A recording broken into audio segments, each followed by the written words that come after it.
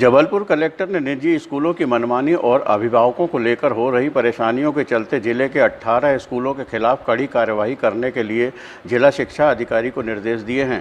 Collector Deepak Kumar Saxena की इस कार्यवाही से निजी स्कूलों में हड़कंप मच गया है। राज्य शासन से निर्देश जारी हुए हैं जिसमें मध्य प्रदेश निजी विद्यालय फीस और अन्य संबंधित विषयों का विनियमन अधिनियम जो है 2017 का, उसके तहत धारा 6 और धारा 9 के तहत यदि कोई निजी स्कूलों के प्रबंधन जो हैं वो लोगों के साथ पाठ्य पुस्तकों में, स्टेशनरी की सामग्री में, यूनिफॉर्म में, जूते में, टाई में इत्यादि में उनको किसी विशेष विक्रेता से खरीदने के लिए दबाव बना रहे हैं, अधिक मूल्य पर खरीदने का दबाव बना रहे हैं, इसके संबंध में कार्रवाई करने के निर्देश प्राप्त हुए थे। जब हमने इसको सर्कुलेट किया और लोगों से ये आह्वान किया कि यदि आपके साथ इस तरह का कुछ हो रहा है तो शिकायतें करें, तो आप आश्चर्य करेंगे कि एक ही दिन में जो शिकायतों की संख्या मेरे पास है वो मोर देन 200 है। इतनी ज़्यादा शिकायतें आई हैं और मतलब टेलीफ़ोन तो कई सारे आए, बहुत सारी शिकायतें व्हाट्सएप पे आई हैं। अभी टेलीफ़ोन जो मिस्ड कॉल है, चूँकि हर कॉल उठाना संभव नहीं रहता, तो मैंने पूरी एक टीम लगा रखी है जो मिस्ड कॉल पे लोगों के साथ बात कर रही है और मुझे लग रहा है स्कूलों की संख्या इसके बाद और बढ़ेगी। कल रात में जितनी शिकायतें आई थी वो 18 स्कूलों की शिकायतें आई थी। सभी 18 स्कूलों के साथ हमने जो है प्रकरण दर्ज कर लिया, उनको नोटिस जारी कर रहे हैं। प्रक्रिया हमने ये निर्धारित की है कि इसकी खुली सुनवाई होगी। खुली सुनवाई का आशय ये है कि हम लोगों को जागरूक करना चाहते हैं, लोगों को भरोसे में देना चाहते हैं कि यदि आप गलत बात के लिए आवाज़ उठाते हैं तो स्कूल प्रबंधन आपका कुछ नहीं कर पाएंगे, वो उनको आपको शेल्टर देना ही पड़ेगा।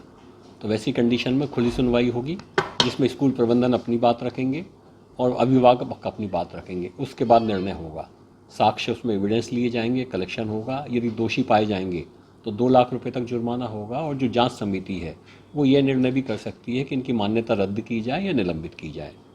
तो शासन के जो निर्देश हैं उन निर्देशों के मुताबिक हम इस बात को भी देख रहे हैं कि जो पुस्तकों के, यूनिफॉर्म के जो विक्रेता हैं और जो स्कूल का प्रबंधन है, दोनों के बीच में लोगों को लूटने के लिए कोई आपराधिक गठजोड़ तो नहीं है।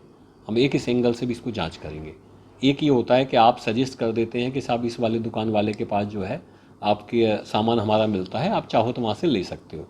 एक ये होता है कि पहले से दुकान वाले को कह देते हैं कि भाई 100 रुपये की चीज़ तुम 200 रुपये में बेचना और जो 100 रुपये तुम एक्स्ट्रा लोगे उसमें से 80 रुपये हमारे, 20 रुपये तुम्हारे, या 50 रुपये तुम्हारे, 50 रुपये हमारे।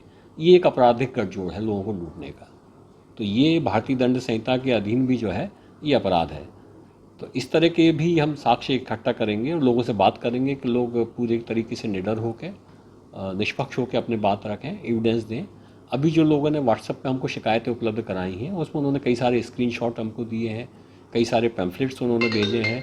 स्कूलों में जो मीटिंग्स हुई हैं उन मीटिंग्स के उन्होंने जो है फुटेज भेजे हैं, कुछ स्क्रीनशॉट भेजे हैं जिसमें ये बताया गया है कि स्कूल वाले उनको कह रहे हैं कि आप पर्टिकुलर इसी जगह से सामान खरीदिए। कुछ स्कूल वाले ये भी कह रहे हैं कि आप यहाँ से खरीदिए और यहाँ से मत खरीदिए।